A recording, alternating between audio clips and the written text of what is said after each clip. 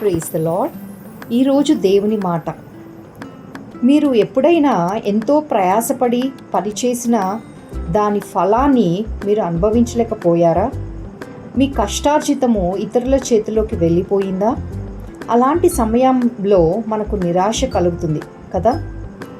యెషయా గ్రంథము 62వ అధ్యాయం 8వ వచనంలో, నిశ్చయంగా ఇకను నీ ధాన్యము నీ శత్రువులకు ఆహారంగా నేను ఇయ్యను, నీవు ప్రయాసపడి తీసిన ద్రాక్షారసమును అన్యులు త్రాగరని యెహోవా ప్రమాణము చేసెను.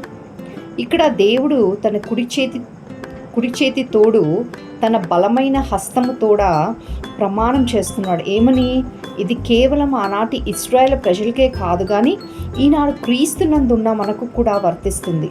మన ఆత్మీయ, భౌతిక మరియు మానసిక ప్రయాసలను దేవుడు చూస్తున్నాడు. మన ప్రార్థనలు, మన కన్నీళ్లు, మన విశ్వాసపు క్రియలు వ్యర్థము కావు.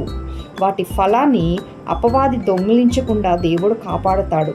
మీ కష్టానికి ప్రతిఫలం దేవుడు తప్పక దయచేసేవాడుగా ఉన్నాడు. దేవుడు మిమ్మల్ని దీవించి ఆశీర్వదించునుగాక.